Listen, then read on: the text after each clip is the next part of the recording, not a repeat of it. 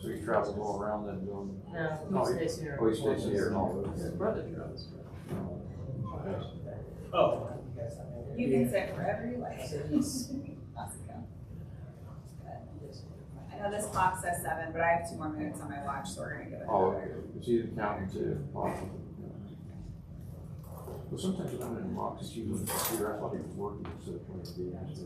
Oh, he was? I did all the accounting boxes. Oh, okay. And watching sports, he likes to use it. Oh, Thank you. thank God. I forgot any CAC videos.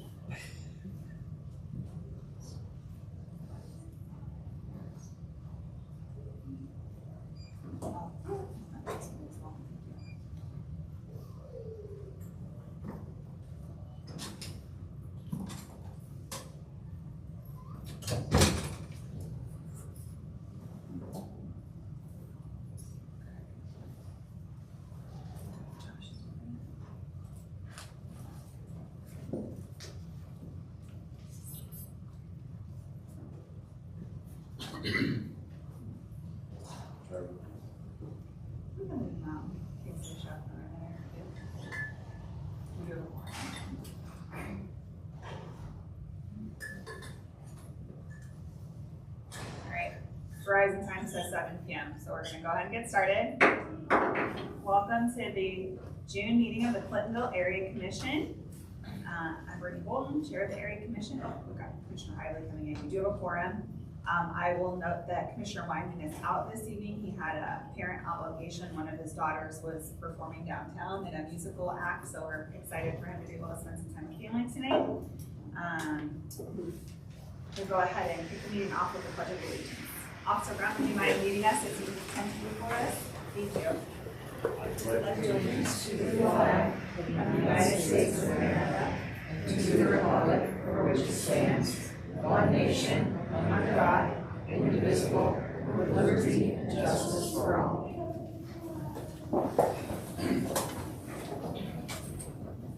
Is there a move to approve tonight's agenda? Motion, I guess, rather.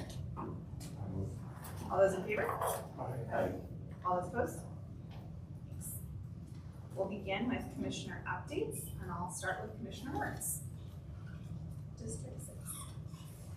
Commissioner Moritz, District 6. I have a number of updates. One is going to the Zone-In Gallery downtown and spent about an hour there asking all the questions that I wanted to ask and even more.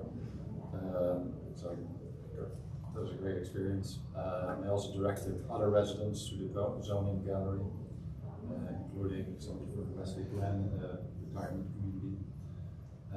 Together with Commissioner Pearl, I participated in the Rite of Silence, which is organized by Yay Vines. This is a sign of right, a funeral style procession through the neighborhood, including Clintonville University District. And it's to commemorate the cyclist that died in the previous year. So this is an international rite, and so it happens everywhere. The one in Columbus commemorated a cyclist that died in Ohio. And last year there were 24 cyclists that died. This year it's 4, and actually one of them was killed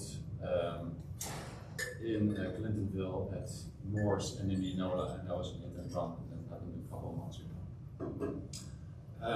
I've also put in a couple of 311 calls about North High Street, particularly those large holes. And now cycling on High Street, those are very dangerous. And and these are particularly near the bus stops. And so I called in multiple. One was repaired very quickly, and I hope that the others will be repaired as well. Also related to cars in High Street, I was present or right after an accident on High Street near Zen Yoga. There was a car crash, 2 cars were totaled. Nobody was seriously hurt as far as I can tell, but it was only because there was a tree there that prevented the car going into the Zen Yoga studio. And I want to follow up on the resolution that we passed here in this commission last year about reducing the travel or reducing the speed on High Street to 25 miles because if it's 25 miles, then it's much safer for everyone, whether you're cycling, driving, or walking in the streets. So there's where I'm at. Thanks, Commissioner Lawrence. Commissioner Kroll. Nothing specific to District 4, Hugh Kroll, District 4. Brittany Bolton and I, Chair Bolton and I went to a meeting last night which was designed for area commissions to meet with the city to talk about zone in and how the ACs fit into their new role, will be a new role under the new zoning regulations. But just a quick summary, if that's okay? Absolutely. And you can jump in. But the zoning legislation for phase 1 is moving quickly. There were several comments from commissioners about lack of democratic process and lack of equity and inclusivity. The city says they needed to act quickly and decisively to address the housing crisis, which is ongoing and pending. They say phase 2 will be more inclusive and communicated better and also take much longer. Phase 2, you may realize, is the residential part of the zoning code. Phase 1 is just the commercial corridors. In Clintonville, that's High Street. In developing the new zoning, the city says they incorporated neighborhood and area plans and also the pattern of voting on variances in each of the area commissions. In doing so, they are trying to preempt the need for lots of variances by building the area commission's desires based on their voting record into the zoning code. So for example, we have lots of garage variances, garage height variances, and that is set at 15 feet as a maximum height of a garage, which doesn't work for very many people when they want to expand the size of their property. And so we give a lot of variances, and they're usually for 22 feet, 24 feet, something like that. And what they're saying is that they will actually build that into the zoning code. There will no longer be a 15-foot height. It'll be more like 22 feet or 24 feet. I don't know the specifics, but that's an example of how they would build variance voting patterns into the new zoning code. There were questions about how the role of the area commissions will change when there are fewer variances. For example, will residents lose out if the area commissions have less of a voice? If we don't have this hardwired communication on variances between the area commission and the city, what's going to take the place of that for a way to communicate directly with the council in a way that they will listen? Unfortunately, that question was left to the very end of the meeting, and we didn't really get a good answer to it. David Huey from Department of Neighborhoods said that that's going to be addressed. He has a bunch of ideas about how that role will change, but it's going to be addressed in future area commission meetings. That's all I have. Yeah, I don't have much to add. I was a little disappointed because I hoped that would be the bulk of the meeting last night. So that was a little bit disappointing, but I'm eager to find out what's cooking at Department of Neighborhoods. The only other note that I wanted to mention is on June 27th, there will be a public meeting where all of the public comments that have been received during this 60-day comment period on phase 1 will be reviewed. And so I can't stress enough how much it is important for Clintonville residents to provide that public comment. Period ends June 10th.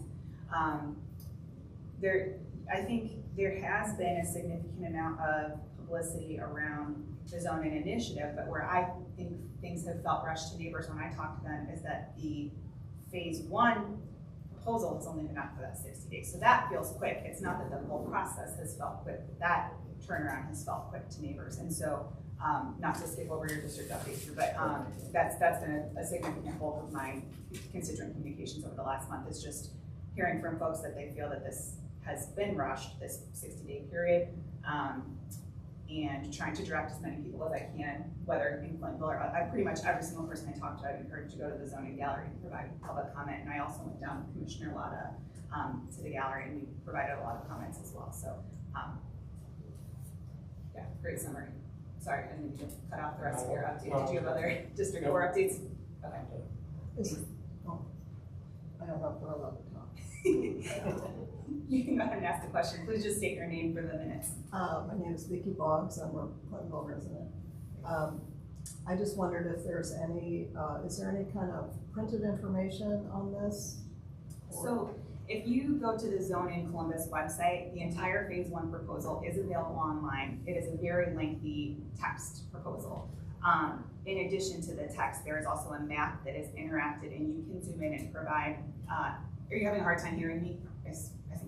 You can go into the map on the Zone In website and provide comment specific to specific addresses in addition to just in general. But you can just Google Zone In Columbus and it'll pop right up and you can provide comment. You can also send them an email if that's easier to do than the website.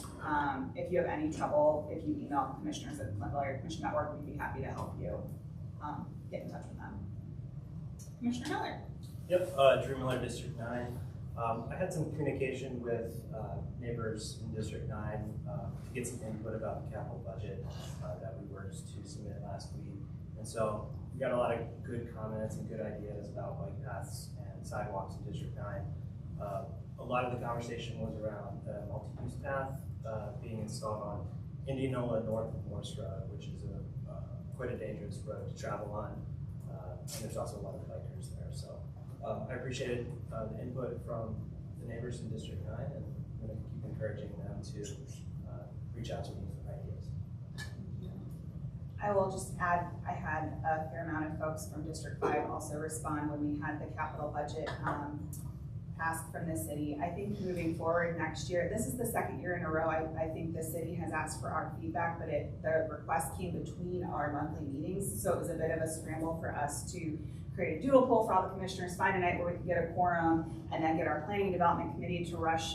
They did a great job, Jacob and Eliza, thank you so much. I know Eliza's not here tonight, did a great job giving a presentation on SIP recommendations for capital budget expenditures, but it was a little bit rushed. So I think next year in 2025, and maybe just as a matter of course, we want to have a capital budget discussion during our April meetings moving forward so that we can be ready when the city makes that ask of us. So that's a bit of a housekeeping note for us internally. And I did want to bring up, and Commissioner Leigh Osborne had also emailed me and asked me to make sure we cover this tonight. And perhaps this is something we'll talk about with the city as well as Officer Brown, but our top recommendation for our top 5 capital budget requests to the city was high street safety. And in order to implement high street changes, we're requesting a high street safety study, essentially, so that we can try to reduce the speed limit to 25 miles per hour as we have proposed in our resolution that we shared with the city earlier in the last year, as well as better support multimodal transit and additional crosswalk signaling.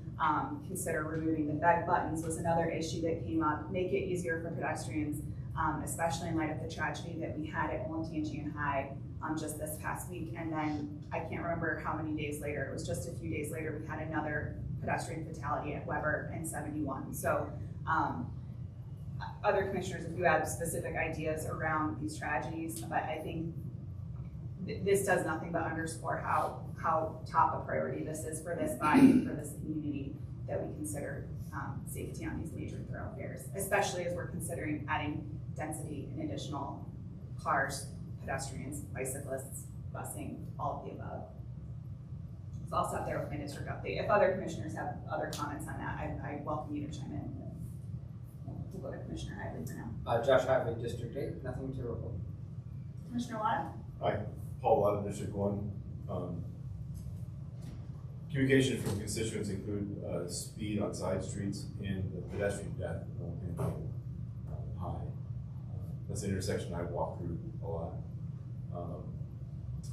There was another pedestrian death on the west side just a few days before that. So the city has, my understanding, a lot of different things up in the air, planning-wise. There's the Vision Zero, which is to reduce pedestrian deaths or pedestrian accidents, make pedestrians safer. I do know that since speed limit was reduced downtown, crashes are actually down downtown because of the lower speed. There's the Bike Plus, which is in the early stages of my understanding, and there's a lot of bike paths proposed and separated bikeways throughout the city. These all go for you were saying. There's the Link Us, which is not High Street yet, but eventually will be a High Street for a better transit. And of course the Zone In, which I visited with you, but it was, all those things seem to be like bringing more people and more pedestrians to commercial corridors, which is a good thing, but the speed and needs to be checked on High Street. I think that's where it is. I don't really know how to speed up the process with the city, but the public realm is for everybody, for pedestrians, bicyclists, transit users, and cars too. So it's a delicate balance. Thanks. Thanks, Commissioner Lotto. Commissioner Nutter. Craig Nutter, sorry I'm late for the week today. A couple things that I want to bring up. As far as I had a concern, I got a couple notes from constituents, one stating, and we may talk about this later, but CAC is coming up, are they coming up with a proposal or position on the Zone In? So that's something we probably as a group need to discuss, what our position is on that. The other situation that they talked to me about was the impact of pedestrian safety and the need for crosswalks, especially since you have that death on High Street.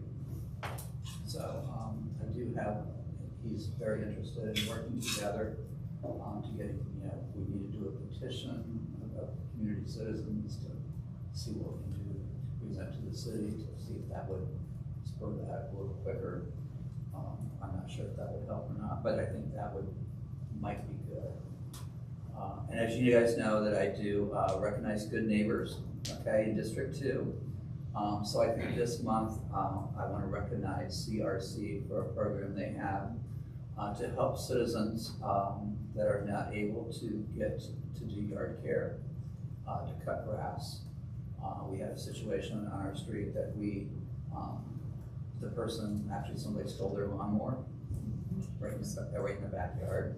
So they were able to provide them with another lawnmower as well as link them up with a teenager who will cut their grass routinely for $15, which I don't know if you guys pay anybody to do your yard, but $15 is a lot, and this kind of thing. So I do want to give a shout out to CRC for that.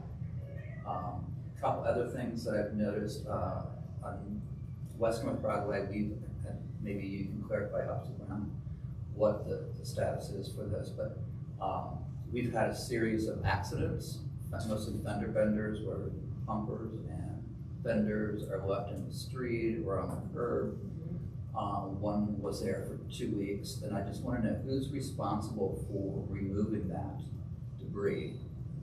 I know in the past I've removed it from my yard, and the bumpers stayed on his neighbors, but I think finally she did it for the second time in 2 weeks.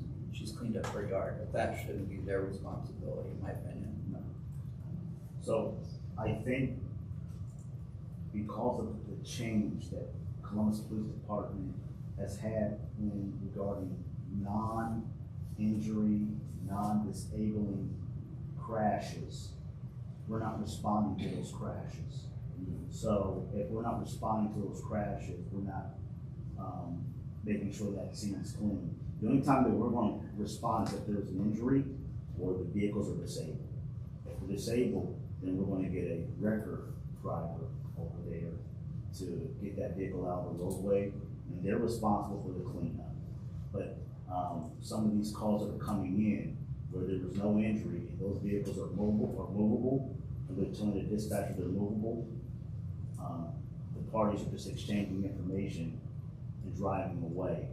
That driver is responsible for that debris. So only that vehicle, that vehicle that was involved in the crash, whether they're the at fault or not at fault, they're responsible for their own debris.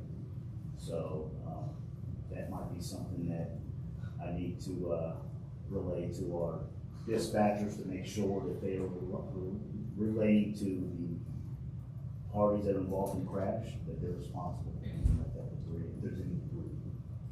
I did notice that the last incident we had, both cars were disabled, Yes. and they had to call a wrecker, and all the debris was still sitting there. There was an officer dispatched to that location. They showed up like 10 minutes later, you know, and they were able to move the cars onto Milton. It is the record driver's responsibility. Yeah. Been on 28 years. To try to explain that to some of these record drivers is almost, it's difficult because they think that, oh, they're responsible for loading that car and going to the next run. No, you gotta clean up, sweep up that glass. You're responsible for bringing in a broom. Some of these guys don't even carry brooms. You're a record driver. You need to have sand in your vehicle because we've got fluids. You're gonna come across a vehicle that's got fluid that's being spilled on the roadway. That record driver is responsible for that cleanup. Well, I was ready to do a memorial garden for wrecked car parts. With Broadway. It's just a lot. So, that's it. Thanks, Commissioner Miller. Commissioner Lansing. Donnelly Osborne, District 3. I'd like to thank Stacy for her help with graffiti removal in District 3. It's much improved. Thank you very much for that also.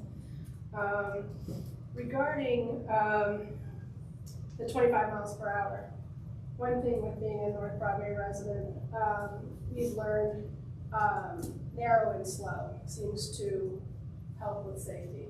So I've been there for 22 years, and in the past, the south lane traveling east never had a parking stripe. And so people would split that lane. You would have 2 lanes instead of 1 passing around, just very unsafe, but a lot of speed also. Once we asked for the traffic calming of that parking lane, it slowed the traffic tremendously. It made it safer for the kids to cross the street at Calumet and or Calumet and Broadway, at High and Broadway to get to the 2 different schools. So I think part of our problem on High Street with this 25 miles per hour, we can't just go to 25 and have the conditions the same. We still need to narrow. The perfect example is downtown Worthington. They're 25 on 161 and 25 on High Street in the core of the historic area, and I think we need to mirror what's working there. 161 carries 20,000 cars a day, so does East North Broadway. So it's already done for us. But to just go to 25 up and down High Street, I think we're still gonna have issues. There's gotta be some restriping along that way. But it is a free-for-all, I feel, from Arcadia up to the Worthington line, because it's wide open and it's just, you get to Arcadia, traveling north, and people just punch it, and you can see that happening. We're gonna continue to have, unfortunately, these pedestrian and bike incidents until we get this fixed. And this has been going on for the 30-some years that I've lived in this neighborhood. And it's really time to ask for the change and get a response from the city instead of just continually asking for a change. And I can't remember when anything's been changed aside from adding sheriffs, which I don't think is enough to slow traffic. That's all. Thanks, Commissioner. Commissioner Marks, would you like to present the May meeting minutes for approval? 2 May meeting minutes for approval. I shared them both with the commissioners, and the only feedback was not good. That's good. So, motion to approve the minutes. Second. All those in favor of approving the May minutes? All those opposed? Unanimous. Commissioner Miller, any updates from the treasurer's? Yeah, actually I do. Not so much a report, but Chair Dahl, the election committee, reached out about placing some ads in the political spotlight for the upcoming election this summer. It's a great way to spend the budget that we have, and I wanted to take the opportunity also to remind the commissioners and the committees that we do have a budget this year, and if you have creative ways that are appropriate to spend that money, I think we should take advantage of it. Any questions for Commissioner Miller? Any questions from the public? Thank you. Updates from the City of Columbus. Officer Brown, would you like to kick us off? Sorry. I just got a few. On Saturday, May 11th, 2024, Columbus Police were dispatched to 19 East Duncan Street at the Casablanca Cafe, the Frisco Bar. On the shooting, officers arrived on scene, located a victim inside the establishment on a couch. The victim was transported to Riverside Hospital in stable condition. Reached out to our detective drill today for the meeting. That is an active case. There were some leads there, but no charges have been found out of it. On May 25th at approximately 3:19, officers were following a suspicious vehicle. Officers tried to stop it. On a traffic stop, vehicle fled. Officers located the vehicle, set up a perimeter. The suspicious vehicle struck the cruiser head on at East Maynard Avenue and North 4th Street.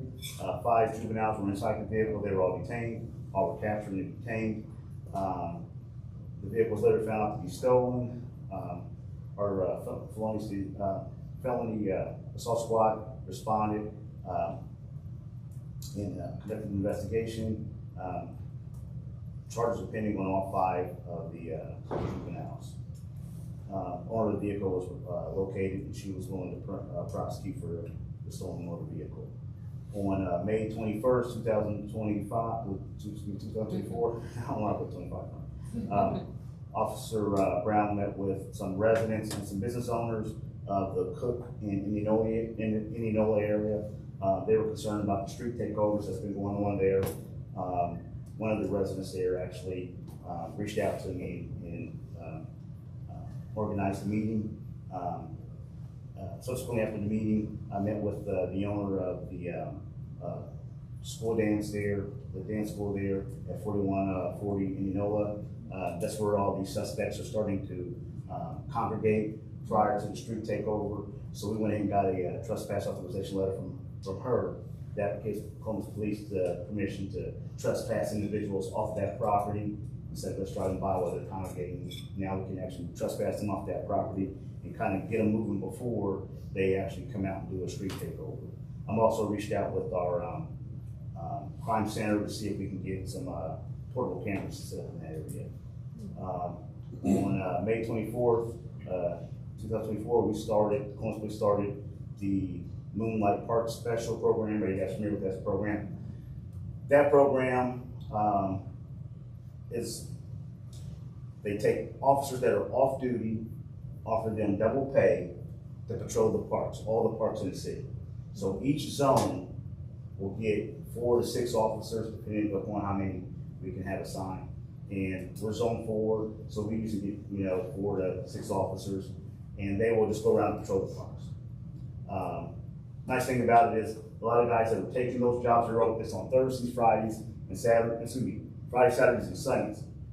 A lot of guys that are off on those times of guys with experience, they got more time on, so we got weekends off. I work a lot of park special, to be honest, which is double pay. So you're gonna have extra officers, not only patrolling the parks, but now you got extra officers on precinct. So last year I worked it, we had a shooting go out at Easton. Any park special can respond. I responded, was able to catch the suspect hiding in Jimmy John's bathroom, simply because we had extra officers out there on the street. And it made me feel good too, because it proved that this old dog can steal home. So on May 28th, Columbus Police CLOs, we attended the Chico Kennywood Elementary end of the year field day. Had a good time with the kids out there. Any questions? I have a question. Yeah. What was that program called with the officers in the parks? Oh, that's it's Moonlight Park Special. Is it called Moonlight because they're just there in the evening? So the shift starts at 4 in the afternoon, and it goes till midnight. But they have altered those hours. So if they're seeing an issue, they got extra officers, they're paying them double pay, we can have them come in a little earlier, we can assign them to like events that, aren't, that we just don't have the manpower to cover. So. Yeah, are there any updates on the fatality at Old Panjay High? I have. Pedestrian? You know what? I only look up the criminal stats. I don't look. That doesn't come in as the same type of reporting system. Okay. I can look into that for you. But typically, when I do meetings, I just look at crime stats. I think the report that I saw in the media, it said that there had been 2 drivers Yes. hit the pedestrian at the second stop, but the last I saw had not been found. Yeah, and the pedestrian was in the crosswalk for the news reports, but. Yeah, so if there is any information about that first car that seems to have hit and run, Yeah. I'm sure folks would like to find out. I'll look into it. Send you an email through the commission website. Thank you, Officer Brown. Any questions from the public for Officer Brown? Oh, Commissioner White, please. What's a street takeover? What's a street takeover? Oh. That's a good question. So it's really organized, and it's really not unique to Columbus. It is nationwide.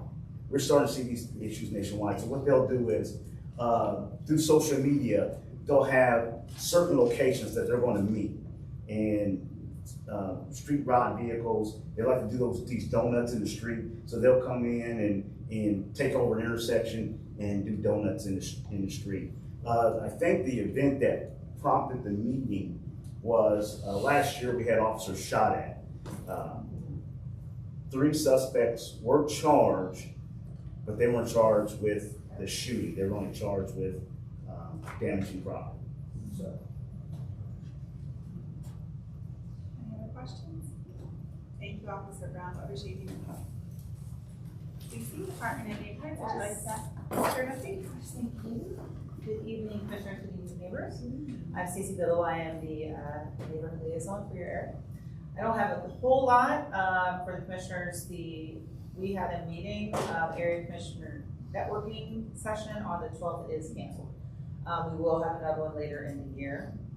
On the 22nd, the growth and diversity training will be held at 10 a.m. at Reed Center. And I also brought with me some cards tonight regarding the 614 Beautiful grant, and this is for anyone. The deadline to apply for this grant is the 28th. And their mission, they seek to beautify communities through vibrant neighborhood-driven solutions that address issues of equality and enable greater connectivity within the neighborhood. So like some things that are eligible are like pocket parks, landscape enhancements, public right-of-way improvements, placemaking signage, and public art. So if this is something that are interested to you or anyone, please come see me and I'll give you a card. Just a heads up, like City of Columbus, it's summer, so festivals are all around. So if you do go towards downtown, the Columbus Art Festival is this weekend. Starts tomorrow at 11, ends on Sunday at 5. So just be aware, there's all kinds of street closures. I know that the downtown area is having their first Pride celebration tomorrow on a day off. Saturday as well, so that will shut down Gay Street, like around Pearl Avenue, or Pearl Alley, and then next weekend, the following weekend after this one, is the real big Pride celebration. So if you want to participate, absolutely great. If not, stay away from downtown because it'll be really crowded. And then the weekend after that is Comp Fest. So June is huge in the city of Columbus, and so just be aware, participate. There's going to be lots of road closures, so that's all I have, unless anyone has any questions. Any questions from commissioners for Susie? Questions from the public? Yeah. Yes. So I am Mary Rogers. I'm the president of the North Broadway Street Association. And we've been around since the 1970s, registered with the state of Ohio, file our tax return every year. But I became aware from Ms. Lee Osborne that we needed to fill out some kind of separate registry with the city of Columbus. So I did that, but I'm not sure how to confirm if I'm gonna get a letter back, Okay. or, you know, what's gonna happen to make me feel confident that I've now fulfilled whatever this obligation is, because I would have thought we would have been receiving whatever notifications there might have been, but apparently Did you send, obviously you sent it recently, I did. email? Can you just forward that email to me and I'll make sure that I'll. Well, I sent it follow up. hard copy through the mail. Ooh. Yeah. To the address on the form. Okay, well, let me write myself a nice little reminder to follow up But to if see you if give they me did it. your card, Oh, I'm absolutely. happy to also email. Not a problem. Yeah, I'll get to it. Great, can follow I up just with wanna make sure, that. Understandable. Yeah. Sounds good. okay, thanks. Anything else? Any other questions from the public? Thanks so much. I think we had somebody from the city attorney's office. Good evening. Hello, good evening, commissioners. Good morning, or afternoon, evening, everyone. My name is Christopher Clark. I'm the Zone 4 City Attorney in the Property Action Team. Just to follow up with some things that Officer Brown said, Casablanca is on our radar. They've had previous incidents of felonious conduct that's occurred at their location. So they have been on our radar in the past, and we'll have more information for you hopefully next meeting with regard to that. Also, last week I had a meeting with Commander Dimchev, who is the commander for Zone 4, regarding, it's mostly teenagers who are stealing these vehicles and then going on the highway and causing damage.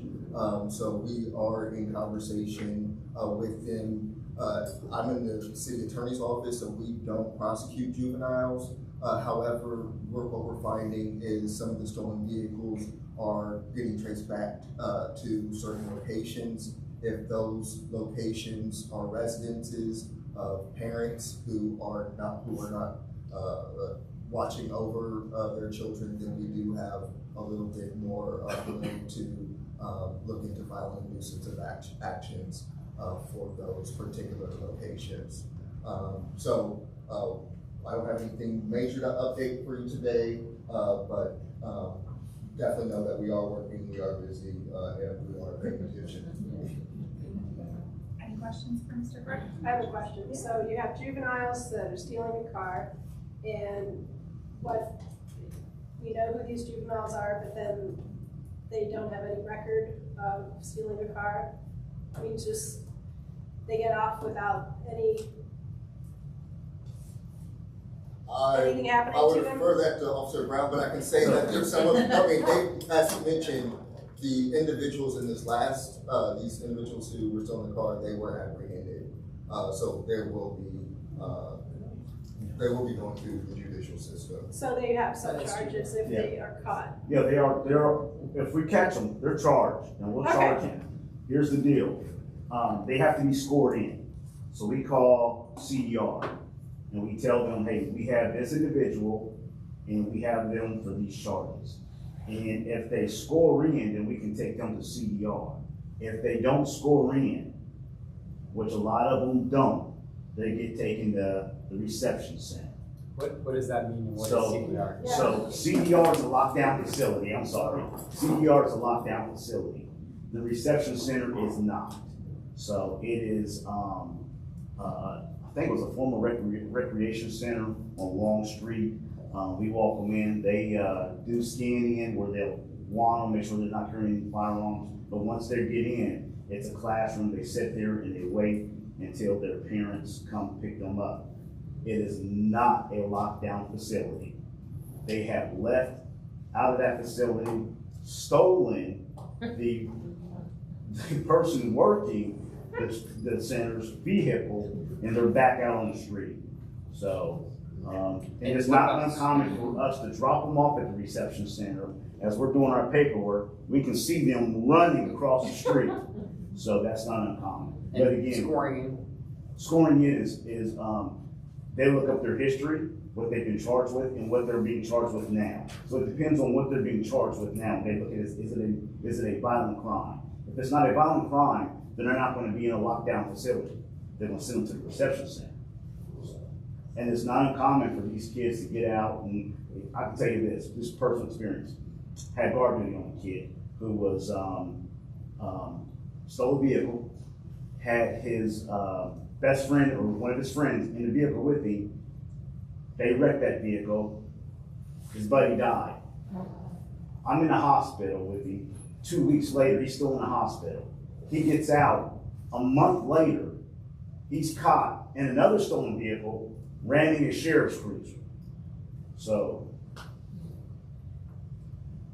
And to the best of my ability, correct me if I'm wrong, scoring in, it's a scoring system from, I believe, 1 to 7. Yeah. And so 7 is going to be the highest for the most serious offenses, 1 would be the lowest.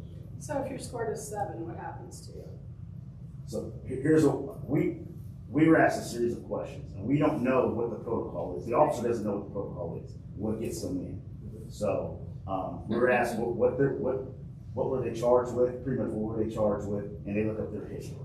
And if they score high enough on their scoring, then they are bringing one down to the CDR, which is downtown. It's a lockdown facility. They can't get out. And that's a decision made through dispatch.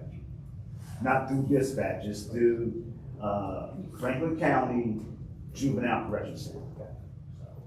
I hope the guy who ran the sheriff's cruiser scored in. Maybe the second time, I hope so, I don't know. Yeah. Should have the first time, unfortunately, right?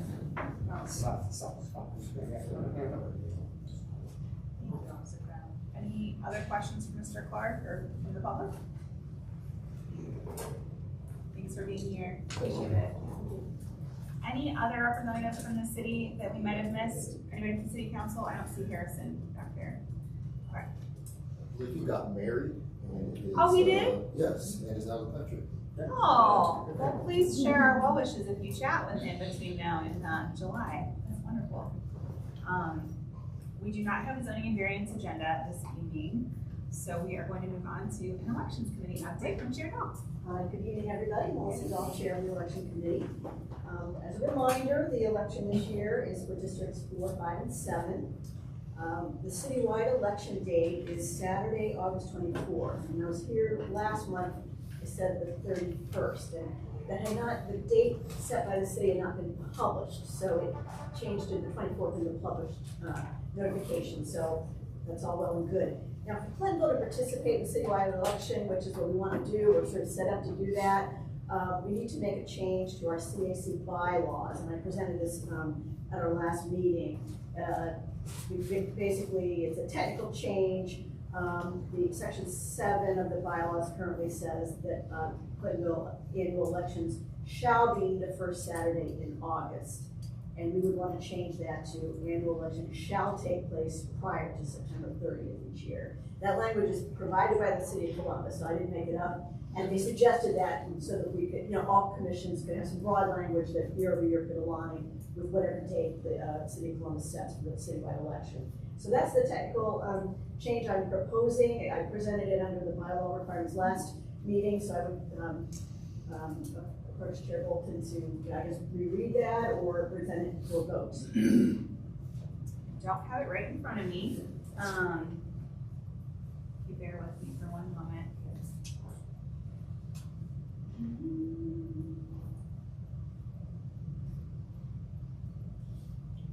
Chair Dahl, do you remember whether it was in an attachment? May 2nd email to you. How? That's amazing. Put it on the corner of my card. Yeah. I don't know if it was an attachment. I think it was Does Google work this way? Let's find out.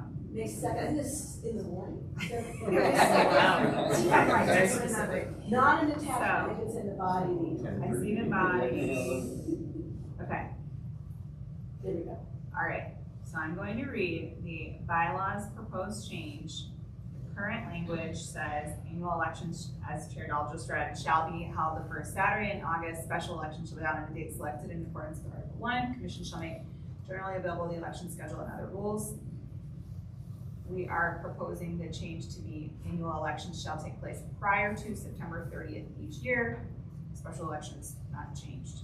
Is there a motion to approve now that we've had a second reading of this language? I have a question. Is it August 30th or September 30th? I thought it's prior to September 30th. to September 30th? And that way, this year they set August 24th. Yeah. Great question. Any other questions or discussion, Ms. Becker? Any questions or discussion from the public? Is there a motion to approve the bylaws change? So moved. Is there a second? Second. Commissioner Moritz? Yes. Commissioner Kroll? Yes. Commissioner Miller? Yes. I'm a yes.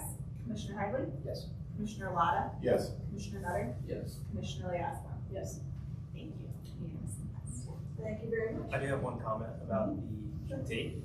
I believe that's the same weekend as Arbor Fest, It sure is. and I wasn't sure if coordinating parking would be an issue. There's something, I don't know, we have control over that, but we can maybe look into that. Okay. Right. Yes, I think the elections will happen more up in this part of the complex. Yeah. And my understanding is Arbor Fest will happen more down the hill. That's correct. So I think, and perhaps we'll encourage folks to bike and use other versions of transit as well to be green. I think it could help turnout. I was just. I do too. Yeah, I do too, logistics. yeah. Quick detour. Some cross-promotional opportunities. So last time there were 2 days for elections. right? Yeah. Is that the same as this time? Yeah, Early City voting? Columbus, yeah, City of Columbus sets one election date, and individual commissions can, have early election dates too, we're allowed to do that. And so the early voting will be August 20th, Tuesday, like it was last year. A few days before the Saturday date. So yeah, August 20th is the date set for that. And all the reservations have been made for the library to be used for that, that'll be the site of the election. A few other key dates, the candidate petition packets will be available next Friday, the 14th. They'll be available online and also for pickup at the Whetstone Library front desk. As Chair Miller mentioned, I've already put in an ad for the Clintonville Spotlight for the June edition to, solicit candidates for the election. And there'll be an orientation for candidates Thursday, June 20th in the Whetstone Library. Those are only the dates that I have, and then we'll be posting a lot of updates on the CAC Facebook site and the website as well, so look for that for digital communications. Again, packets available next Friday, and that has all the individual dates and so on. Any questions? Yes? Hi, I'm Ryan Cushing, to speak shortly about the festival. Just throwing it out there, if you could set up maybe another location, we can have voting take place down the hill too at the festival. Okay. It's just an idea. And nothing's not locked in until next week. So you said what other location did you have in mind? There's a festival happening at the bottom of Whetstone. Right. The shelter house, Yeah. the field, the prairie, the basket, all that stuff down there is all one big festival. Okay. So we could set up a spot for you to go to the shelter house. Okay. Where people could vote. Okay, that's a good idea. Yeah, I'll talk about it with the other committee members and so thank you for that feedback. Great idea. Great. Thank Any other questions for Chair Dahl from the commission, from the public? Thank you so much for putting us Thank you. on task and on the timeline. Mary Rogers and Jeffrey Carter from the Clintonville Historical Society, welcome back. Thank you. So I have been here many times before as previous president of the Clintonville Historical Society. Jeffrey Carter is our president at this moment, and I'm the immediate past president. So we've been working together for a couple of years now, and so we wanted to come and just update you as to what the society is up to. So we just completed on Sunday a history open house at the Clintonville Women's Club. Had about 100 people attend that. We are having our July meeting on July 9th. The Ostrich Social on Indianola Avenue. So I don't know if any of you have been to the Ostrich Social Club, but it is at 3408 Indianola Avenue, just next door to Gatto's Pizza. South of Gatto's Pizza, yeah. And our topic for the evening will be growing up in the 60s in Clintonville. And Jeffrey's recruited a number of local favorites to speak on the topic. So it should be interesting. And everybody's welcome. So you don't have to be a member. You can come on down 7 o'clock at the social club. So Maybe about 2 hours probably. No, Right? 2 hours.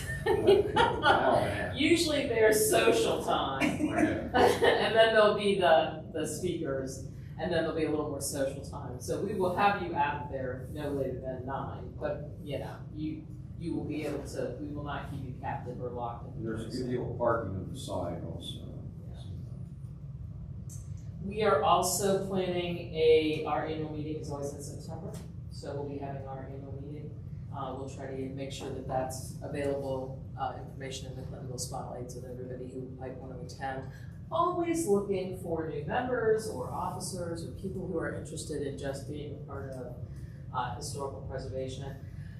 Some of the upcoming projects, we have historical markers throughout the community.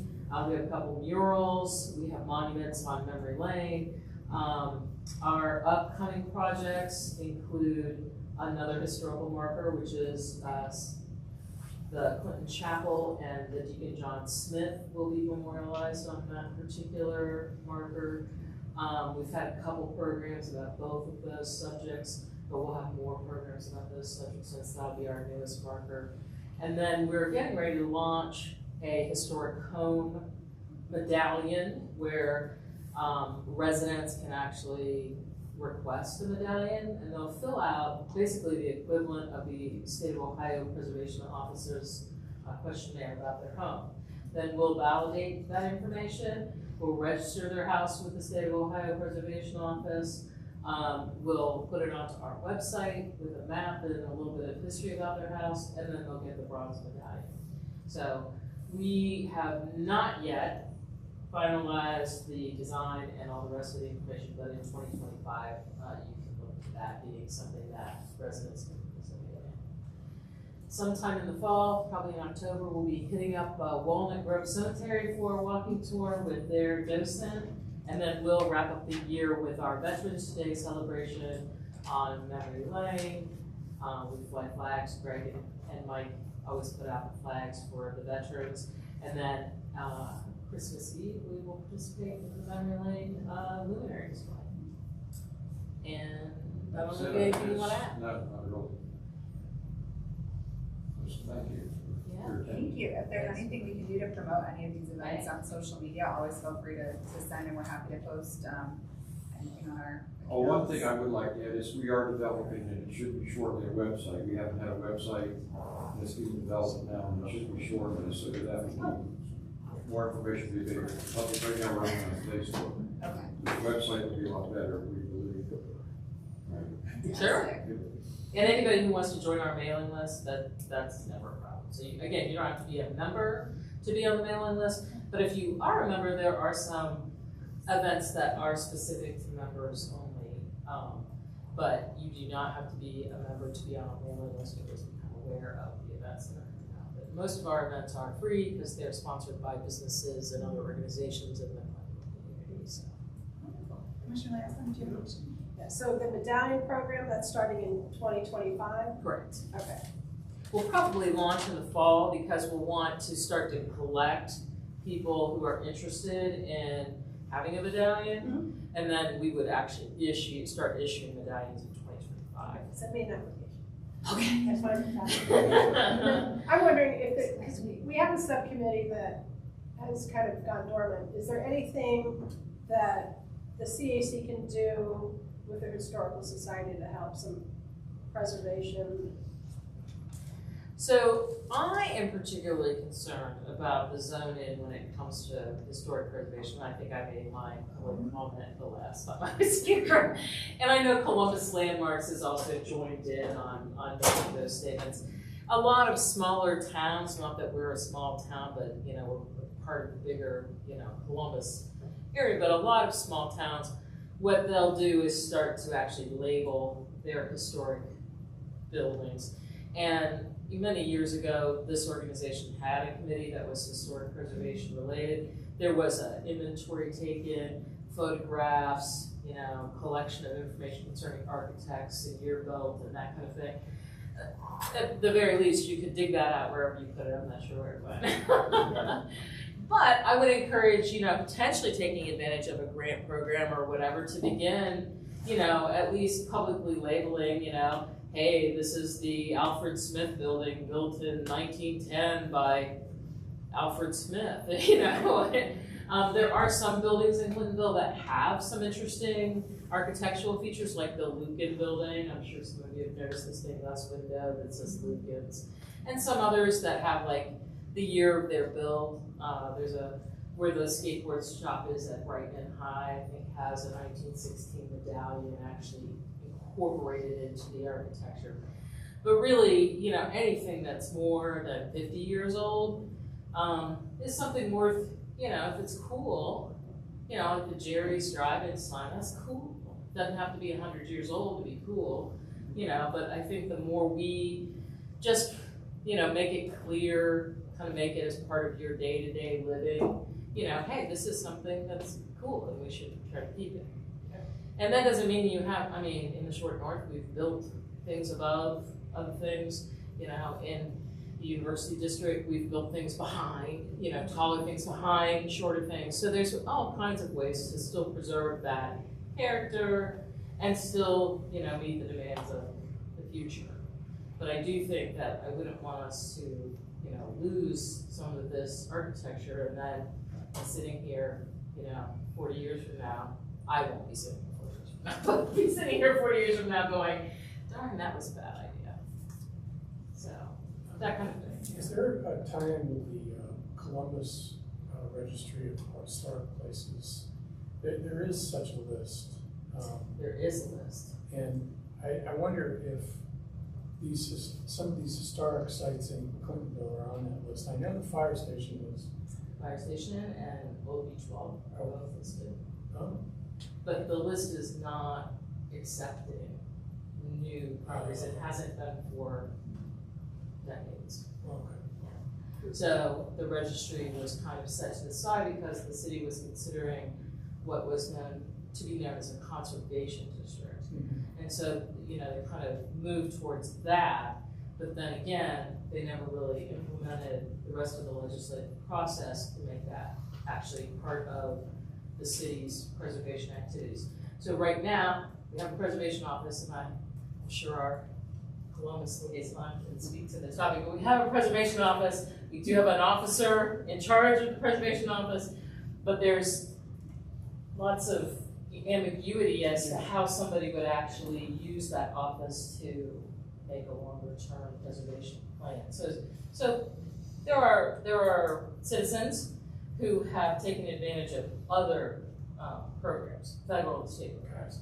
So there are easements that you can grant to historical preservation organizations that do the same thing that a conservation district would do locally. So there are those kind of activities that are still happening within our greater community. But yeah, we need to beef up that preservation office. Fund that preservation office. Any other questions from commissioners? Questions from I have a public? question. How do you get on your mailing list? So I can give you my email, and Okay. I will make sure you get on the mailing list. I did not bring, Steve Cotter is our communication officer, and I neglected to bring his email information with me this evening. Okay. But I can make sure that you get on the list, and I can and then, get my email. okay. And then I'll make sure, you know, whenever we have an event, we always have Steve on hand and he collects emails while at the events. But maybe we'll shoot something towards the spotlight, you know, and that way we can get some more people on our list. Always like more people on the list. Thank you for taking the time. Thank you. Yeah. Were there any other questions for all? Okay. Yeah, thank you, Mary, and Jeffrey, we appreciate it. You're always welcome. Green Spot Committee, we've got Co-Chair Ryan Foshi. Okay, thanks for putting me at the end of the agenda. I have another meeting at Franklin's Solar Water tonight, which I'll mention in a second. But just wanted to provide an update from our committee, 'cause it's been a little while. We have a quarterly meeting coming up where we did a little doodle poll of our roster that includes today. And it'll be in probably a couple of weeks. So we got a quarterly meeting coming up, just right off the bat. We have two websites up. There's ClintonvilleGreenspot.com. There's a website. And then another website up for Columbus Arbor Fest, our big festival. Social media, they have multiple people working on that now because it's a really big push. And I'll start talking about Arbor Fest in a minute. Arbor Fest is taking over our lives. It's a huge festival. a lot of planning is going on, and we work on it every single day. A team of 4 or 5 people every day. So we'll get into that in a second, but just a general committee update. We had a slate of 4 projects for 2024. I'll just go through a couple of them real quick. Revort Park is easy to talk about and fast. We've succeeded. It's installed. We put in 190 pollinator plants on the north end of the park at Revort Park. So it's done. It's big. Congratulations to Jerry Revort, who's our leader on that project. And that was done through Flow, which is Friends of the Lower Olentangy Watershed, a conservation group that's very important. It does a lot of great work in our community. And Columbus Rec and Parks. So just a fun fact, Flow and CRPD have an MOU already. And Flow has something like 30 pollinator gardens on Parks properties. So we're just lumped in. We just got added in as an exhibit to their existing MOU. It's really easy to do. So it's really like a flow park. But you know, Jerry Revort's a member of our committee. It was one of our 4 projects. So we're done, really, just watering and watching it grow, and thinking about maybe expanding it sometime. But for now, just celebrating your success. I'll also mention Fire Station 19. We received, well, actually, Flow received $5,000 to work on the station from Columbia Gas. We're just doing all the work as usual. You know, we don't touch money, but we're active and interested in working in projects in our neighborhood. So we've been working at Fire Station 19 for several years now. The main issue that we're looking at right now is the walkway path. We planted pollinators, but it just maybe wasn't the right fit for that particular part of the property. Some people liked it, I love it, but it was problematic right there. So we're going to go back to a commercial look just right there along the front path of the front door and right next to the flagpole. We've cleared that area and given away the plants to the community. Over 300 pots full of plants were given away for free. Some of them are going to a new project down at Iuka Ravine, which is pretty cool. And there's a lot of great success with that. There's a new captain of the fire station, by the way. Captain Bob Paxton has been announced as the captain. We met him, and I think he's great. And yeah, so once we complete the front of the station, we'll continue to work at the station. So that's the update with that one. The other one, 3 out of 4, we've talked about doing sidewalk art beautification projects similar to our utility boxes that we've done in the past. This one would be around storm drains was our idea, and it was things like only rain down the drain. The concept is just protecting our water quality. It's also an effort to fight litter, just awareness. We're going to table that project for the year. Our partners on that project have found a place along the Olentangy Trail that's like it's a DPU utility building, and there's going to be a big, nice mural put on that. So with another project just ready to go and being more focused and really cooked a lot more, we'll just table the storm drain art idea for this year and just cheer on our friends that are working on that spot down by the river. I would like to sub in another possible project in its place. The meeting I just came from was at Franklin Soil and Water. It was a meeting about the pollinator pathway, which is a concept really to try to do something about the dramatic global decline in insect populations. I don't know if you remember when you were younger, everywhere you drive, you have to clean bugs off your windshield. Hardly ever is there a bug that even hits my windshield anymore. I don't know if anyone has noticed. But the causes for that are many, and something needs to be done about this. Pollinators are essential actually to our lives. A lot of our food they're required, pollinators are required to produce food. So anyway, the first kind of big effort to do something about this in Franklin County took place tonight, and we'll just keep looking at this because I think it dovetails with some of our other projects too, and it's nice that we can loop Fire Station 19, Revort Park, and our other projects too, all into this pollinator pathway initiative. Lastly, so Columbus Arbor Fest. Columbus Arbor Fest is a lot of work. We have really gotten ourselves into this, but the answer is just growing our team and just staying after it. So we just had an article come out in the Clintonville Spotlight that's sort of our announcement, like that we were official. That's the way we were looking at it. And so we've just been exploding now. We've submitted it to Columbus Underground, Columbus on the Cheat. Our fiscal sponsor, Green Columbus, did, this was some weeks ago, their board voted yes, they are in agreement, along with our CAC resolution that we passed. Basically, everybody's all in now and everything's official. Got the bank account set up, they have the checkbook and everything, so we continue to not touch money. But they're accepting donations from the public on our behalf and accepting things like our sponsorship levels. You know, going after businesses or other groups. You know, it's not just individual donations we're looking for, but we're fundraising for the event. Our budget is, we have a low and high estimate. I think the low estimate is $7,000 is the cheapest we could pull it off by leveraging in-kind and volunteer. It's a volunteer-run event. So volunteers are organizing it, volunteers are running it. But we do have some expenses like the permit from parks and things. And then we have some nice want-to-haves. So 7,000 minimum, as much as 18,000 is the extent of our desires for what to do, how to spend money at the festival. But we just continue to pump things out, like make materials, make maps, enlist groups, continue to refine our lists of participants and volunteers, define roles, so on and so forth. But a couple of quick updates on that. We have a plant sale fundraiser. One of our committee members, Ani Risco.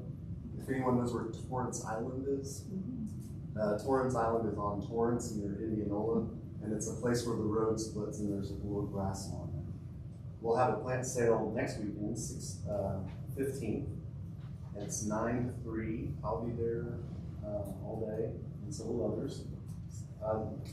Just going through some updates about our fests. We're hunting for sponsors. I met with Clintville Area Business Association this morning. They do a coffee breakfast once a month. Could you repeat the date and time for the plant sale? Oh yeah, that's the 15th.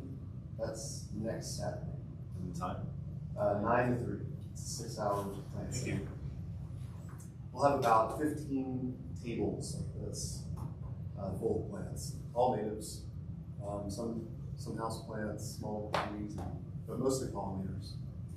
Anyway, the proceeds to for that will go to ArborFest, and that's the generosity of Augie Risco, the person who organized this plant sale. We anticipate raising something like $3,000 or $4,000 from this, and she grew all these plants from seed in her backyard all winter so. She's kept them this whole time for this purpose. So please come out and support the fest and buy some plants. On our permit, we've got 13 green lights out of 18 green lights that we need. There's different areas like a medical plan, safety plan, parking. So we've come a long way, and we only have 5 things to go. It's just the list of exhibitors, which is not even finalized yet, and a few of these things. So we're feeling really good about the permit, in particular the parking. We were worried about that. So everybody knows it's going to be a challenge. Some really innovative stuff with that. I'm excited that CRC is going to help us out with their buses, so we can open up some other parking areas and create our own sort of little bus system and get more people to come. They can act, more parking and get people on the bus, bring them down to the park and drop off. It should also help with ADA accessibility and some other things. But yeah, there's just a whole lot going into all this. We're finalizing vendors. We want to have a pop-up market. There's pop-up markets in Clintonville that are getting more and more popular on the weekends. There's one at Como and High. There's several that are popping up. Anyway, people like to shop. Everybody likes to walk away with something. And having Clintonville small businesses at the festival with really unique and interesting things, I think would be a great thing for the citywide audience, which is anticipated to come to not Clintonville ArborFest, but Columbus ArborFest. So this is a big deal that we're doing here. Yeah, and then just signing out more volunteers. In particular, looking for some more people who can lead a good nature walk. We're going to have a lot of walks. River science and creek science type things, but also other roles. There will be a seedling center, which is what we're calling it, where the playground is, and the casting pond area with really just children's focused activities over there. just to kind of have a children's place. We're looking for someone who's the right person to really lead sort of that whole area and all the groups like the library that are going to come out and do story time and all the activities there. But anyway, yeah, so, and then last thing is just setting up all the meetings that we need beforehand to keep this all organized. We've got 4 out of 6 of our meetings set up. 3 of them are in the daytime, one a month until the festival happens. Thank you, Parks, for letting us use the shelter house for those kind of meetings. And that's just for all of our partners, like Green Columbus and Parks and everyone who's helping to put this on. But then we'll also have 3 nighttime meetings to organize the volunteers and people who have to go to work during the day to come and learn about it and just get the public involved and coordinate everything with that. So we're all tired. But when the Spotlight article came out, we knew we had momentum. And everything's really clicked into place recently, and if we just keep pushing for a little while, we can get that momentum and get farther so that we can be set up for success. Thank you for such a detailed update, Brian. This is a huge undertaking, and we can't support you enough. I know we did the resolution, but if there is more that the CAC can do to help, please let us know. I know Commissioner Kroll's been involved in the meetings and the planning, but if there's more we can do to promote on our listserv or volunteer opportunities that you really want to highlight that we can put on our website or anything like that, please let us know. And I have a constituent who, when we talked about the capital budget recently, was really excited about pollinator pathways, and I told her I didn't think the capital budget was the right fit necessarily, but as that opportunity grows, I'd love to plug her in if you find a need for volunteers and as that develops. Yeah, tonight's meeting at Franklin Soil and Water was really the first meeting to say, let's do something as a county about this. And so we'll see what comes out of that. I have a couple of action items just from that meeting, and I'll update everyone on that soon. Are there other questions from the commissioners about ArborFest or any of the Green Spot initiatives happening right now? The many, many initiatives? Any questions from the public?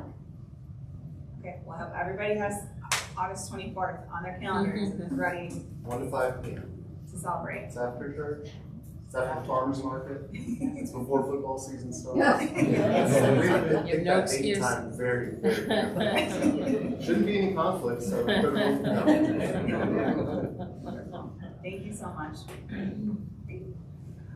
We do have some time left. I want to take this opportunity to invite public actually, I see Columbus Fire in the back and we missed you at the beginning. Did you have any updates for us this evening? I'm Chris Gay with Columbus Fire Station 19. Thanks for being here. Not given any comments or any prepared notes to speak No problem. on. Just here to take notes and for any questions you might have on the description. Any questions from the commission or the public for the Columbus Fire Department? Yeah, please do. So I'm Janice Caldwell, I live in District 3. So I live on East California, and that road is getting close, tighter and tighter with traffic, and I'm starting to worry about emergency vehicles being able to get up there. Yeah, we've discussed that with zoning and planning and all that before.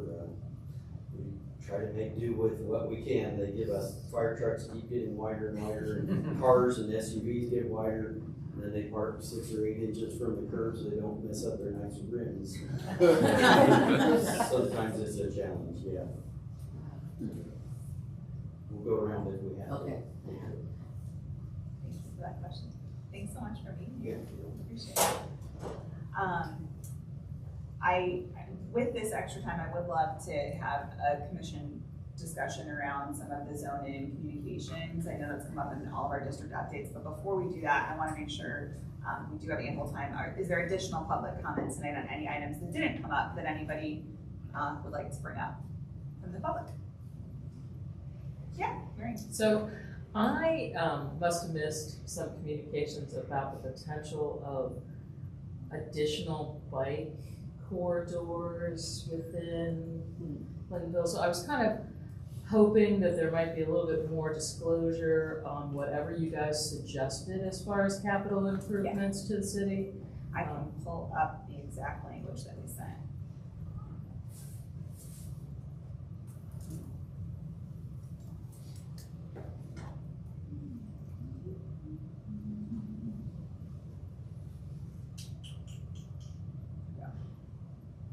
So this is the form that the city asked us to fill out. And you can see the first request is around High Street safety. The second item is the one I think Mary's referring to. And these items were generated from a list of recommendations that has been developed over beyond this year. I'm not sure how many years these have been coming before Planning and Development Committee, but they created a presentation that we used to guide our conversation earlier or the end of last month.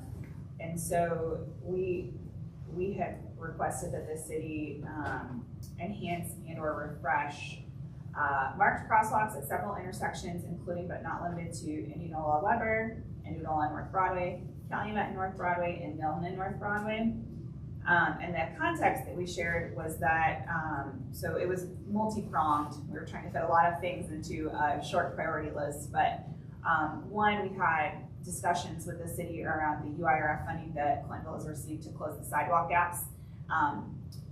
We have put in a request to find out whether those projects have been completed. There has been a map identified and shared with CAC from the city, and we're not sure whether that money has been spent down. So we're essentially asking that if it has been spent down and the gaps are still existing in the priority high traffic pedestrian areas, that those are closed. Wait, I'm sorry.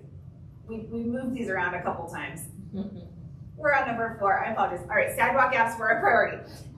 Going down to number 4. All of this is very interesting to me. But you were asking about the, but we don't have to jump ahead. I okay, so feel yes. like it's important to So understand. high street safety, sidewalk gaps, shared use path that Commissioner Miller mentioned during his district update was number 3. And then number 4 is the item that I think Mary's referring to. So we requested that the city consider funding a safety evaluation of North Broadway intersections, including but not limited to Milton, High Street, Calumet, and Indianola, as well as Olentangy River Road and 71 North intersections. So the context we shared was that we want to enhance traffic calming. There were safety concerns, including parking in the right-of-way and turning lanes at the intersections mentioned above, as well as planning for enhanced east-west bikeway connectivity between North Linden and Olentangy River Road. So this request was for a safety evaluation. It was not for implementation of any of these context pieces I just read out loud. We did have discussion around, should we suggest implementation? And a few of us, myself included, vocalized very strongly that we think there needs to be a lot more community engagement before there's any talk of removing parking lanes or adding additional bike lanes. So that's the context. I haven't had a chance yet to post the video, but we'll post the full discussion on our YouTube channel as well. Do other commissioners have additional? Yeah, please. There's a Bike Plus program The that's Bike looking Plus. at bike lanes throughout the city. Right. And there's actually a lot more bike lanes, separated bikeways, shared use paths, off trails up throughout Clintonville, much more than what we were looking for on this initial proposal. So that's in the very early stages. There's a website for that too, where it's kind of cool. You can click in on the specific route, and a Google Street View image pops up, and you can write your comment right there about a particular location.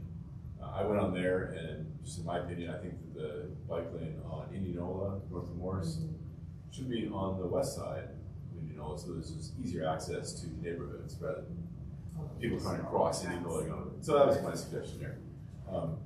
But it's throughout the city, and it's kind of interesting. I don't know what kind of timeline it is. There's some gaps in here we noticed from, like they missed some bike lanes that are actually there. We were looking at it in the office today or yesterday, and I think it's just like very preliminary stages, but it was pretty interesting, I think. Thanks for sharing that, Commissioner Lotta. And I think that the map came out like right after our meeting, right? Yeah. Because you sent an email around to the commissioners, yeah. So I do see the public comment period here. I just Googled, because it's always like these ARC-IS, I'm not a city planner. I wish I had studied that. But You click on that menu on the bicycle in the infrastructure. hamburger. and then they're there. Oh, map. Okay. So I think it's a similar portal to the zone in, is what I'm gathering. But I'm not sure if, Those are all existing? This is existing. Yeah, and then there's like a proposed one in there too. The proposals are all dashed. The link I sent around had both overlaid. so here's the timeline, that's what I was trying to figure out as far as, like public comment. Looks like there's different phases. Right now we're in the recommend phase. Well, I encourage everybody to sign up for, oh, here's feedback. Yeah, Jacob, if you have Yeah, one, I'm here. Jacob on the Planning Development Committee. And they're currently in the draft vision network is what they're calling it. So they just released it, like you mentioned, a few days ago.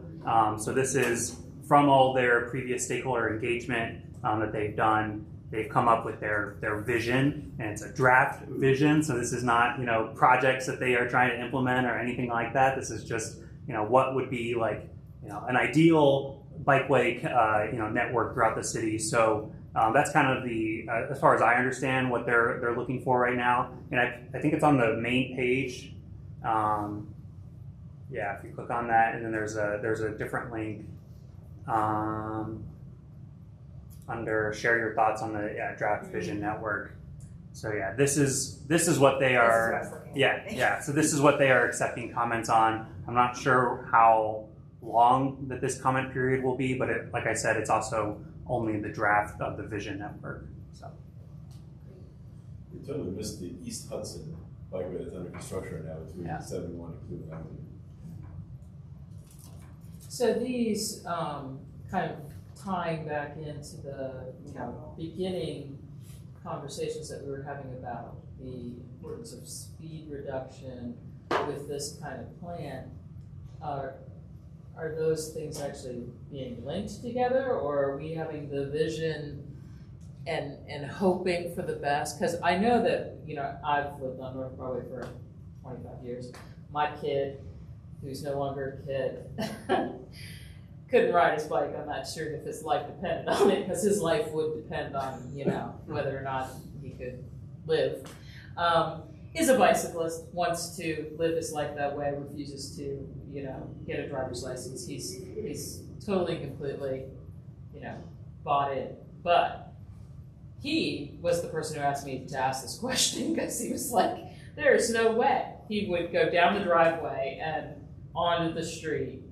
He walks his bike to the end of North Broadway, crosses at the crosswalk, and then begins his bicycling, on the side streets south of Broadway. So I just want to make sure that we're just all on the same page when it comes to, biking on something like a major road like North Broadway. I mean, we have 25,000 cars, and they're not, slowing down for the sharrows. I mean, we've already experienced that. Like Donna said earlier, the parking lane caused the best slowdown of cars and made it a little bit more. I mean, there's now the occasional bicyclist who's willing to brave North Broadway because there is that parking lane, and they can, basically run off if that's what they need to do. But most people who live on the street bike on the sidewalk till they get to a side street, and then they, cut over. So very concerned about just speed and how do you make sure a High Street or a Indianola or Morse Road, makes sense for, a bicyclist. Great question. And Commissioner Morris, did you have something to add as well? Briefly respond and then probably follow up. Most of these recommendations were for safety studies, and that's one of the key things that happens in the design. And the other thing that we emphasize as a commission, but it also the city emphasizes complete streets, and so it's not just adding a bike lane, but it's the holistic approach, and so it's not posting the speed sign or having sharrows is not enough. So narrowing roads would be the way to go, and that would make it safer for all. And what I understood from the Planning and Development Commission is that there are lanes that are not used. So the parking lane could be turned into a bike lane that would narrow the street, that would make it safer for all. It's not that cyclists merge with traffic. So are you talking about on North Broadway or other parts of, I mean, the parking lot on North Broadway is booked all day long. So I don't know where that would go. The bike plaza is like a 10, 20, 30-year vision. Right. So there's nothing, unfortunately, nothing goes that fast. I mean, we didn't have any, like, to back up a little bit, like, we proposed the High Street safety study, we proposed the, Whetstone, some of our other things that came up last year. And then we had 2 more requests for this year when we heard that the city was asking for capital projects. And so we had been throwing around some ideas that were started kind of as demonstration projects that maybe you put up for a day or a week and kind of see how it would work, whether it was like a temporary bike lane or anything else like that. And so we kind of modified those into what we eventually suggested, which was just let's take a look at safety for pedestrians, for cyclists, and for dealing with the excess speeds on North Broadway. So that's kind of how we ended up with that conversation. So we had a proposal for what it could look like, but we're not saying that was the right answer. But we are saying is it needs to be dealt with. It needs to be there's like you mentioned, it doesn't feel safe to bike there or walk there because of the excessive speeding. So that was really like our. Yeah, I mean the walking's not that bad. I mean we have people because there's on East North Broadway there's the historic district, on West North Broadway there's the Memory Gardens. We get a lot of pedestrian activity. People they're not afraid of walking because there's a fairly generous tree lawn, except when you get to High Street where the tree lawn. Yeah. It was more of the crosswalks and the intersections. That was where we were seeing. We've had injury crashes and things like that on North Broadway at the intersections. So. Well, we have a pretty, we have a pretty organized group of residents. I mean, I'm sure they'd love to have some kind of informational, meeting. You have a couple of commissioners who live on the street, so I'm sure that either one of them would be happy to host at their house or something, Or if we need to have a more public venue, I can make arrangements for the St. James Church. But, I think it would be appropriate that even in this early stage, that, we get a little bit more residents tie-in just because, it is something I'm sure will have, I'm hopeful they would have support of, but at the same time, I think they'd have questions. I mean, a lot of people do the same thing that James says. They either ride on the sidewalk or they walk to the nearest intersection and then go over, whether it's north or south. Yeah, I would love to invite one of our North Broadway resident commissioners to consider hosting maybe a listening session and just making sure we did include planning and development. Maybe we have a planning and development meeting focused on this at the church. That would be wonderful. I'm happy to host during Ohio Health shift change. Oh, okay. I like it. Wonderful. Yeah, right. Right out in the yard, Pick a day. Great. Well, thank you for bringing it up, Mary, and I look Thanks for forward to sharing. continuing the conversation. Any other public comment this evening? Yeah. Wow. I know you guys were wanting to talk about the zone, and I'm not going to go away into it, but I appreciated just kind of hearing you say that it was a very short time period. I would agree. I've done some work in commercial real estate in the past, particularly, so I'm not an expert, but I am able to see like how broad of an impact this is going to have on the community and how many different pieces this will ultimately touch. I think 60 days is really short, and one reason I came tonight was just kind of hoping that maybe there is some discussion going on among the commission and where they can really be that voice for the community and speak up. I don't know where your differing viewpoints are. I don't know if there's any consensus, but I think that one is just so short. So Yeah, thank you for sharing that. yeah. I think there are a lot of different viewpoints on different various components among the 9 of us. And I don't anticipate that we would come up with some type of a consensus document for the city by the June 10th deadline. It doesn't seem feasible, but I do think this is a great opportunity for us. One of the themes last night that Commissioner Kroll and I saw was, what are lessons learned from phase one? And so I think for us to just be a little bit more prepared, perhaps going into phase two and having, we have had a lot of listening sessions over the last year. We've had zoning come to the area commission many times and present. We've had the big meeting at Whetstone last summer, but again, it was all before this 60-day window where we had an actual tangible proposal to look at. And where I think a lot of us are feeling disenchanted is that, we had this great workshop at Whetstone and we did the poster boarding and we all, I think most of us were there, and we all did these small group pieces, and what happened to all that data? We have no idea. We didn't get, the loop was never closed, the feedback loop was never closed with city staff. And so I think what they're doing now, this public comment period, there's the 1,200 comments that we're going to have a meeting about at the end of June. That's great. I wish we had had that coming into this component, because my sense is that Clintonville residents don't feel that the feedback that they've put in, they don't know what's reflected here and why things are and aren't. So thank you for that comment, and I think it's something that's definitely at the forefront of all of our minds as a top priority as we're looking at our continued business. So we do have a little bit more time. I didn't have this as an agenda item, but because we do have time for public discussion, I would love to hear from other commissioners what they think about going into phase two, and or as far as sharing feedback around this phase one process, structure strategy around how we communicate with the city, how we communicate with residents, how we engage residents. Are there things commissioners would like to see, do, lead? Because I started, I think in 2021, the Affordable Housing and Homelessness Task Force. We can use that as a platform to convene folks and come in and have public engagement and community meetings and have some more back and forth. We think about speakers to come in. Because I think it's a long discussion, and it could easily take up our monthly meetings, and we do at this point still have zoning business. This is very rare that we don't tonight to oversee.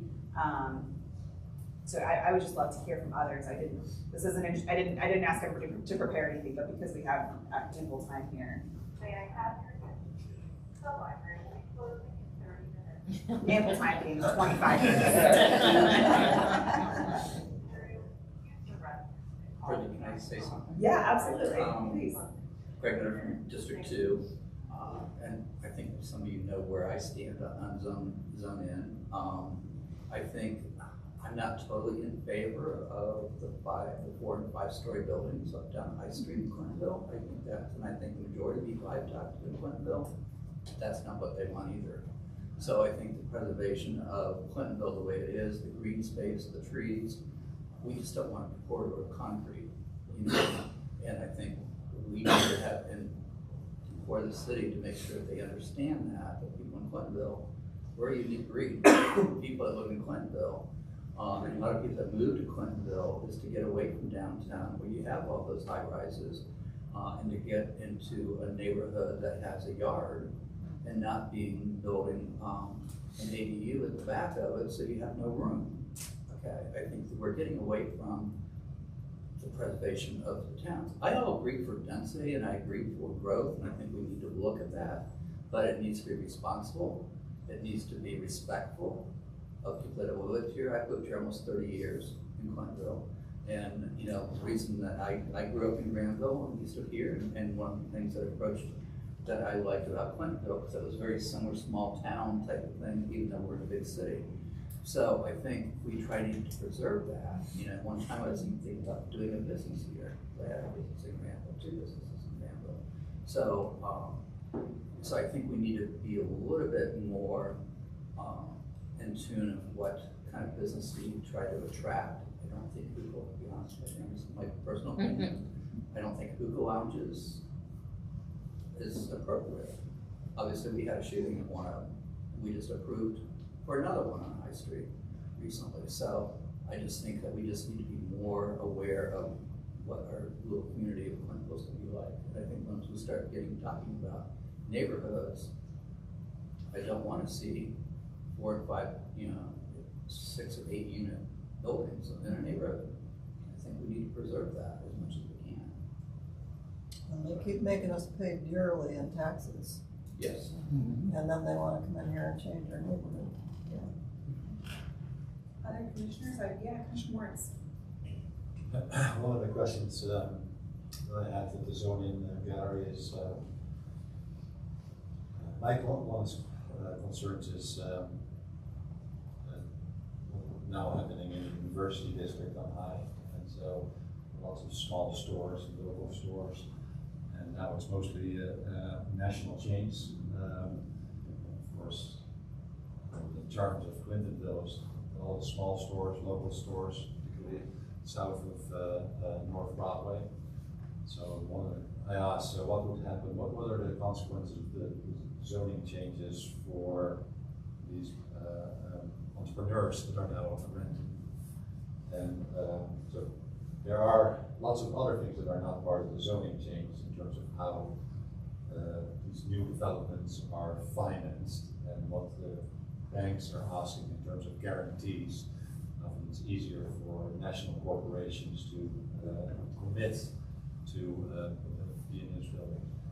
So the zone change will not necessarily lead to the disappearance, but there's other things that the city can do, maybe that we can do as a commission to support these local businesses, these small businesses that did give Clintonville its character. So I'm a little more open to higher residency and mixed use. One of the examples that I mentioned, the Zone In gallery was what's happened in just north of Lane on North High Street. So they built part of the buildings behind historical buildings. So when you're on High Street, it still looks nice, but it has high residency buildings after that. So I would like the city, and of course it's not just the city, but also developers in the community to find ways where we can be creative in terms of supporting local businesses, keeping the character of Clintonville, and having high residences. And it doesn't necessarily have to be one or the other. The opposite of high density is suburban and strip malls. That's even worse. Yeah. Those are just my quick thoughts. Thanks, Commissioner Morris. Any other thoughts from the commissioners on the speak up on this? I have a couple comments just on zoning in general.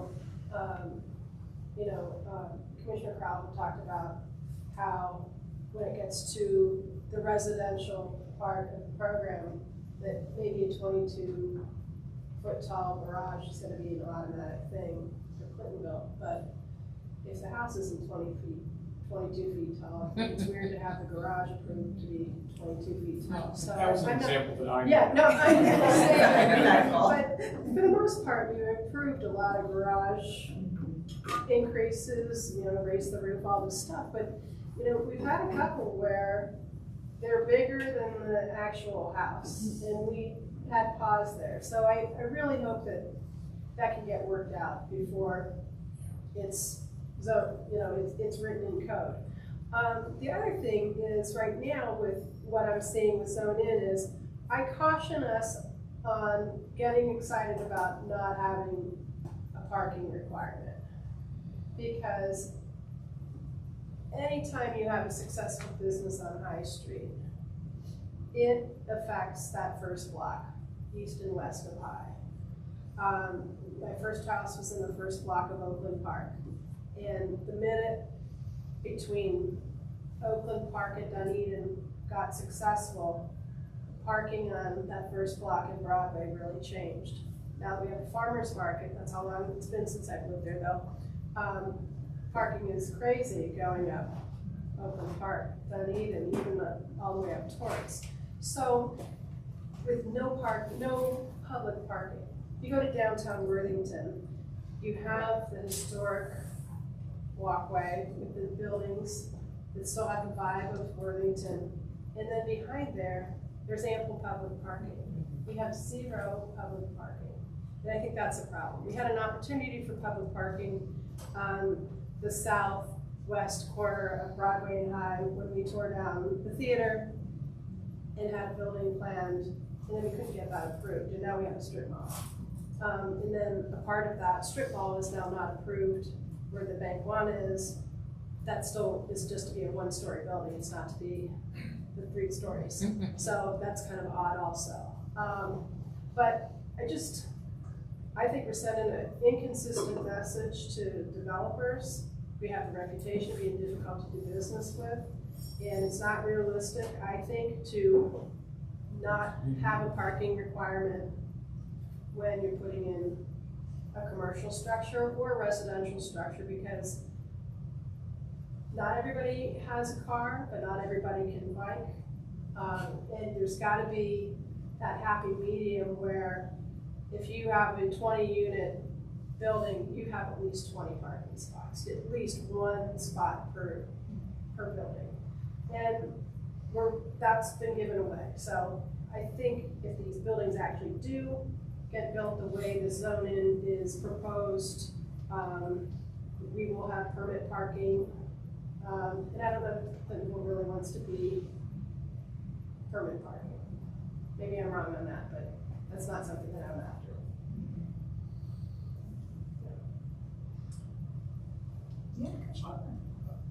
I'm not opposed to the higher densities. South of Broadway, there's a lot of empty lots. There's vacant Amco transmission shop. There's opportunities there. Things that have been built that didn't have to go through variances are, as you said, 1-story buildings like the bank or the Verizon store that didn't have to have any change at all. That was the path of least resistance for that developer, I think. So that's why we ended up with those. Because we were very difficult to the developer at Broadway and Yep. So that's what we got. So I think the city, since it is growing, we do need to have more places for folks to live, and 4 stories I don't think is necessarily a tall building. I think that if there's more opportunities for people to live in the city, then there's a chance that you could maybe put a dent in suburban sprawl.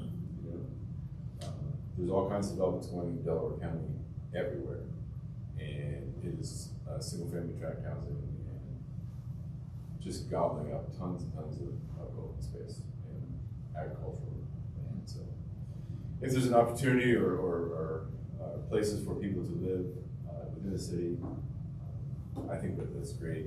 I think the more people we have living, above there, it also supports local businesses that are there, because you have a customer base that's there.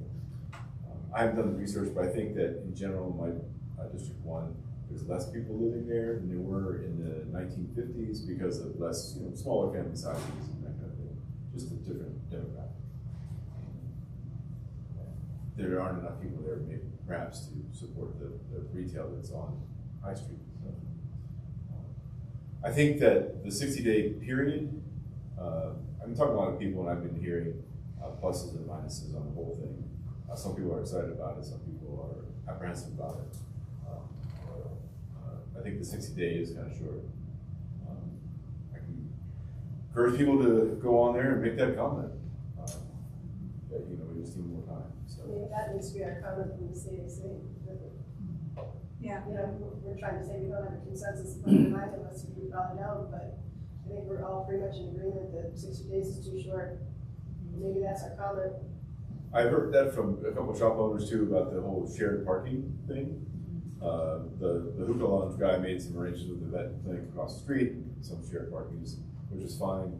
But Granby Heights also has a shared public parking lot behind stops there.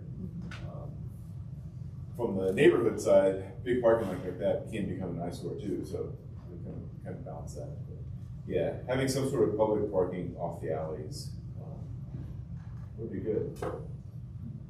I don't think that everything that will be built will have no parking whatsoever. I don't think that that's realistic I don't think you can rent out a lot of places if you don't have any parking at all. I think the idea was lower. Yes. For apartment. Yeah. Because right now we're stuck with the suburban zoning style, and that's kind of what it is. Just some brief speaking. Thank you. My main reaction has been the way that this proposal could gobble up green space. And there's, I did what Brittany suggested, which is I did a Control F or search through the entire code, and there's no mention of green space in any of it. And when you look at the corridor, High Street corridor, between about Torrance and about Overbrook, that green district that's in our neighborhood plan, that's all just potentially 4-story buildings going all the way up through there. And that green district is a really prominent part of Clintonville. And it's reflected in our neighborhood plan, but That's being just, ignored. pardon? It's being ignored by this. Yes, it is being program, ignored. yeah. Doesn't it have a larger setback though? That's the. They do, they're 20, 30 feet, I think. I don't know exactly what it is, but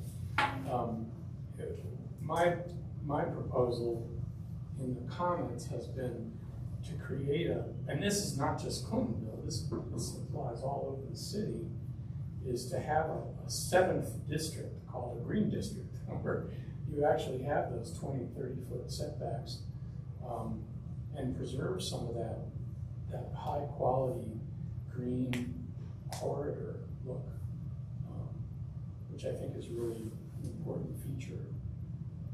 But you know, as written, this is just going to gobble all that up, and it's going to be gone.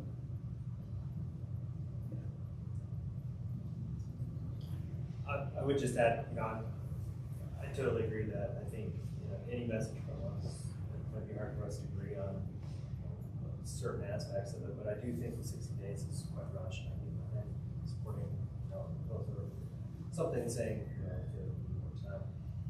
Most of my conversations about it have been around the actual feasibility of, that type of construction when it comes to the infrastructure that we have now. And kind of to your point as well, I think we really need to have the ability to drill down into certain locations in Clintonville, decide what's right for that area. Because there's so many different types of neighborhood feels along High Street, as you go from all the way to campus to where they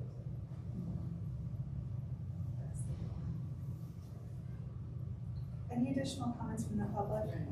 Yeah, please. That June 27th meeting, is that a public meeting? It is a public meeting. I don't have a time or a location yet, but I am happy to post that on the CAC website and on our Facebook page as soon as I get that information. And I can reach out to the zoning staff and ask if they've got, unless Stacy, do you have a date or a time? Okay, I can reach out to James Lewis. Yeah, please.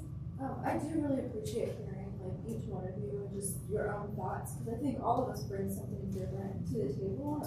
And my family's been a resident here for a long time too. I went to all the schools growing up, so my dad had a business on Indianola. I do really care about this community, and I think that beyond just saying that our consensus is 60 days is too short, I would go ahead and speak up, even if it's a diversity of your statements that, hey, we're maybe not all in agreement on this, but here are our observations. Like the green space comment, I would not want that to get left out, because I think that's a really big part of this community, and that's concerning that there's nothing in the code, and that's been one of my